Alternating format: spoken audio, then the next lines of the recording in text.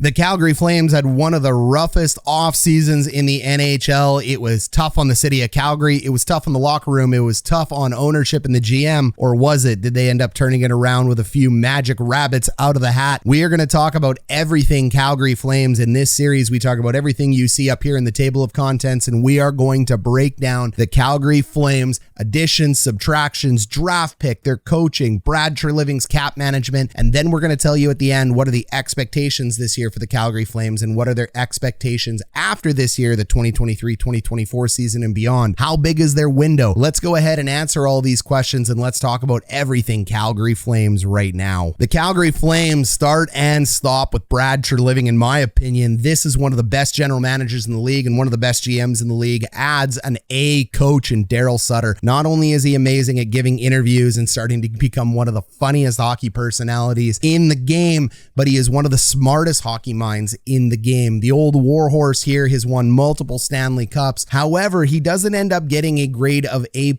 from me because he has had challenges before with his LA Kings team where they actually locked him out of the locker room. He can be very challenging to work with players, and sometimes he struggles to bridge the gap between what young players need and what young players want, and there is a very big difference. I believe in a lot of what Darryl Sutter does as a hockey coach in terms of the structures and the systems he plays, but the young kids these days that play a more freewheeling open game, it can be a little bit of a challenge to learn defense in the game the way this man wants to teach it. So you got to be able to get your message across to all players. You got to make sure you're not locked out of a locker room. The Flames seem to really like this guy, but the fact that Matthew Tkachuk and Johnny Gaudreau ended up leaving, and yes, they cited personal reasons for it, always still makes you wonder what's going on here, doesn't it? But regardless, if you're going to win a Stanley Cup, this is the guy behind the bench you want to do it with. There's only 4 or 5 coaches in the NHL of this caliber, so you have one of the best coaches in the league. Treliving is one of the best GMs of the league. They've constructed something interesting here in Calgary, so let's talk about it. Starting with the additions, Huberdeau, Weegar, Rooney. Obviously, the additions are fun. I give this a grade of A+. It's not every day you can bring in Jonathan Huberdeau and MacKenzie Weegar.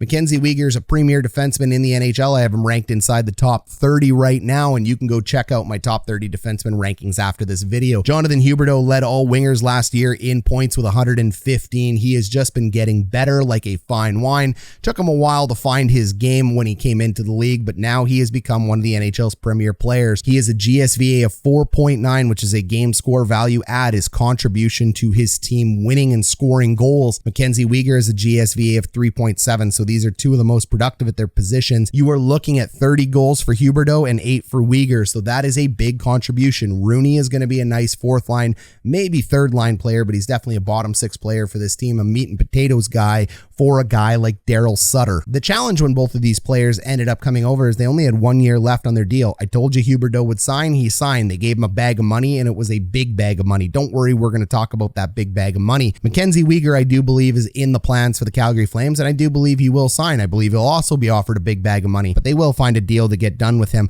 I just think they're going to be a little more patient because of the embarrassment of riches they have on the back end right now. The subtractions were rough, and they are going to get a D for done, meaning it's done, it's over. The Flames aren't done and over. Their window is still open, but this situation is done and over. It was tough on the city of Calgary. It was tough to watch. There were a lot of people out there joking, laughing, ha-haing it up, but at the end of the day, I'm going to tell you, I'm a Jets fan. I'm not a Flames fan, but I am a hockey fan, and I'm getting a little sick and tired of seeing the American players cut tail and go south. I get it, your family's down there, yada yada, but remember, guys like Gaudreau were 4th round draft picks and they were offered more money to stay. I don't understand it, but I don't have to understand it. I'm not the player. What I can tell you I do understand is the frustration of the fans in Calgary. But fans, don't get it twisted.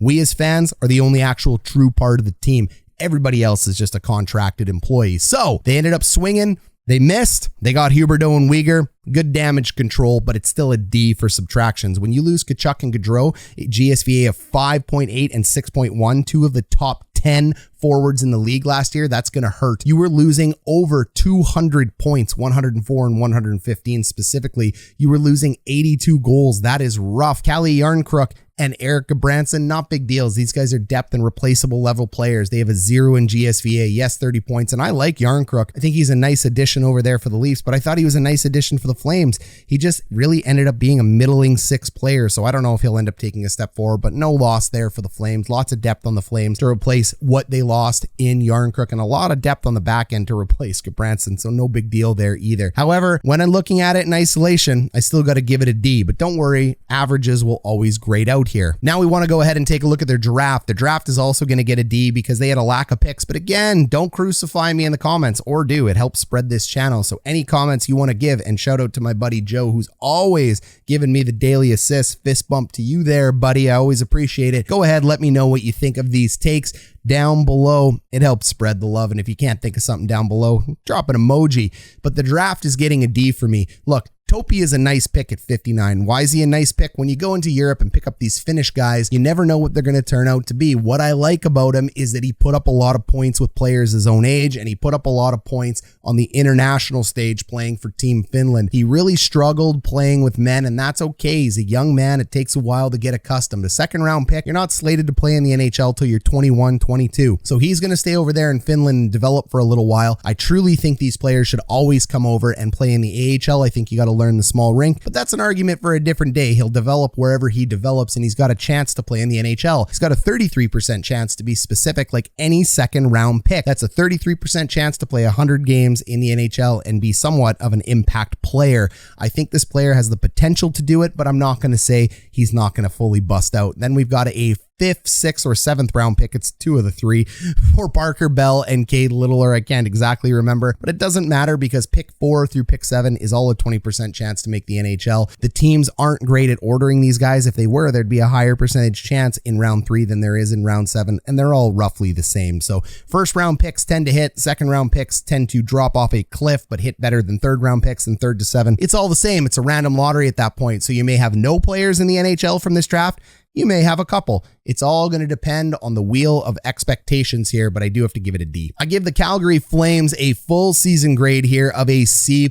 Now you're taking it, looking at the additions, going A+, subtractions D, draft D. Don't let this rattle you too much because you're all doing different things. And what does that mean? When you're a top team in the NHL like the Calgary Flames was last year, you're never going to grade out high in the offseason because the only place to go is lateral or down. Top teams in the NHL, the job of a general manager and Brad Treliving is to mitigate the damage. He went ahead and he offered Tkachuk and Gaudreau everything they could have wanted. Tkachuk was offered a C, a massive contract. Gaudreau was offered a massive contract. They decided to take less money and go down south. Hey, banana sandwich, draft Americans with caution. That is the lesson learned from Canadian teams over the last 8 years. I will make an entire video about that later, and if you want to see a video like that, you let me know in the comments. But Treliving and the Flames did everything they could do. Calgary's a beautiful city. Calgary's got a lot of opportunities.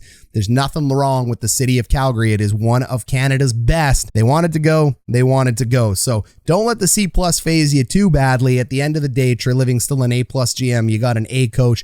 You got A+ fans over there in Calgary. The Flames got a lot of things going on for them. Mitigating the damage is the best you can hope for when you're a top team. Speaking of Brad Treliving, time to evaluate him and show you the future of the Flames from a salary cap scenario. They have $79 million used up in cap space, $2.7 million left to spend.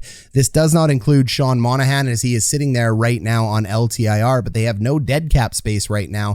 So they are looking good, and you can head over to Cap Friendly right now to take a look at what's going on. But don't worry, we're going to get there in a second. Let's go ahead and evaluate the core of this team as well too. We have a core, which is players with 3+ years left. Pending or impending agents are 1 to 2 years left. People I think are very likely to sign, or at the very least be an asset that the team flips at a trade deadline or in the offseason. A rental player is someone that's going to end up at the end of the season and move off the roster, and ugly contracts are ugly contracts. Core players, you're looking at Huberdeau, Mangiapane, Anderson, you're looking at Blake Coleman, and you're looking at Jacob Markstrom. These are all the guys locked in for 3+ years. This is the future of the Flames. For now, more guys will sign.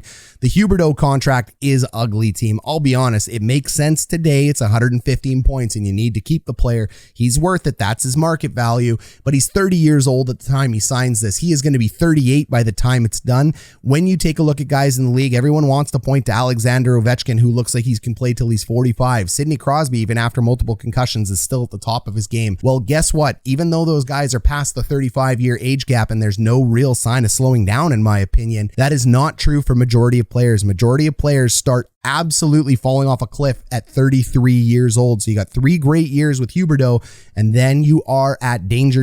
Will Robinson. Blake Wheeler for the Winnipeg Jets is a great comparable. As soon as he hit his 34th, 35th birthday, that $8.5 million contract looks ugly, and it is ugly today. So this could be a bad 4 years on this deal, but at the end of the day, Brad Treliving's got a shelf life. Shelf life for general managers not named David Poile with the Nashville Predators, who has been there forever and likely will never be fired, apparently.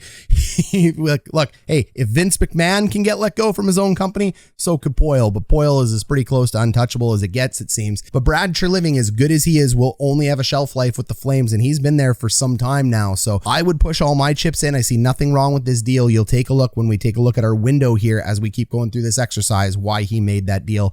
But I'm telling you right now, future Flames fans, this is going to be rough unless you can exit out of that deal 4 years in. Now, on to the impending. These are the exciting ones, the people that could re-sign. Backlund and Lindholm are key cogs to this puzzle, especially Lindholm. You have to sign your number 1 center. He's due a bag of money. Toffoli may or may not re-sign. He's a little bit older. You could get a value deal. You may not. Dubé is definitely in the future plans for the Calgary Flames. Rooney, maybe not. He's just a bit player anyway. But look at all these defensemen. This is the pride and joy of the Flames. Hanifin is a top 30 defenseman. I have him number 7 this year. You can go check out that video at the end of this one. Hanifin's going to be due a big bag of money. Zadorov is a great deal for what he's being paid. MacKenzie Weegar is going to get paid a big bag of money, and it is an amazing deal as well. When you look at Hanifin, Weegar, and Anderson together, scary top 3. Tanev in there for the top 4 is amazing. Is he going to re-sign? Maybe not. He's the oldest of the crew. Killington, though, and Valimaki, though, are the future of this team. I love these 2 defensemen, especially Oliver Killington. I think this guy's got future top 2 defensemen written all over him. The floor, though, for Killington is top 4. So regardless, he is going to be in your plans, and I like Valimaki as well.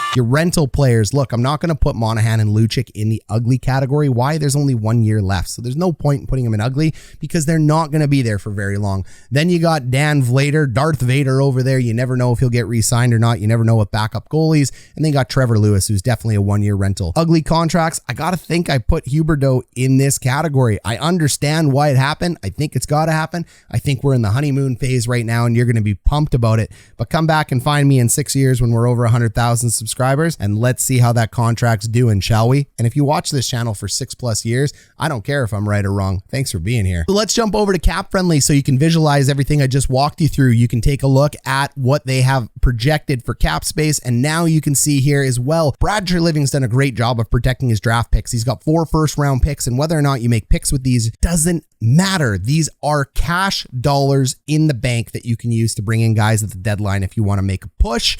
And I love the fact that Treliving hasn't sold the farm like, say, the Florida Panthers, who have basically given up every first-round draft pick up to 2025. The second round is still intact as well, too, so the future is still strong for the Calgary Flames. Now, when we take a look at the forwards, you can see where I'm getting some of my core and pending core. Huberdeau and Coleman are the 2 guys that are locked in for some time. Mangiapane takes a sweetheart deal, in my opinion. 5.8 is a great deal for this guy. Then you go ahead and you take a look at the guys who are impending. You got Backlund in here. You got Elias Lindholm. You got Tyler Toffoli, Dylan Dubé. You have everybody in here that will need to be re-signed, and there's a couple gems in that deal. So depending on how he, being Brad Treliving, manages the next few years, these players are going to be important parts of the Flames, and they're going to be critical if you want to keep that window open beyond next year. Now, when we take a look at the defensemen, you can see Rasmus Andersson, one of the best deals in the league. This guy is already a top 30 player at 4.5, steal of a deal. Noah Hanifin is going to get a bag of money in 2024, 2025. It's going to be $8 to $10 million. Then you take a look at Tanev, who's 32. He may or may not be re-signed. He may be a candidate to be traded at the deadline or in the offseason for another piece because you have so many defensemen. You got Zadorov, you got Weegar, who needs to be re-signed, Killington, and Valimaki as well, too. So you got to hope that you can get Killington back in and signed before he walks. I really like this guy, but you never know. So that is the state of the union for your defenseman. Your goalie is locked in. The goalie is fine. There is nothing wrong with Jacob Markstrom. What makes me nervous about Jacob Markstrom team is the fact that the Edmonton Oilers are his kryptonite, and you're going to have to get through the Oilers in order to win. The guy puts up great statistics against everybody, but he better learn to stop McDavid. and the rest of the Oilers in the Battle of Alberta, or it is going to be short exits for the Calgary Flames. Sean Monahan is sitting over here in LTIR, like we said, and then when we scroll down, we have a whole bunch of prospects and players within the system, but we're not going to spend a ton of time talking about them. It's not the point of the video. If we head over to theathletic.com, we can take a look at some of the contract grades here, and Dom Luszczyszyn, one of the best in the business, takes a look at their production in advanced analytics as well as standard stats such as points, and he assigns a value grade to them based on the dollar values you're paying for a contract. The Flames this year grade out as an A-, top 10 team when it comes to cap consideration, so Treliving doing a great job again. But take a look here. Lindholm only has 2 years left, and they are only evaluating Huberdeau's last year. So this year, $5.9 million. This does not include that giant contract that was signed that would not, well, it would absolutely lower him from an A-.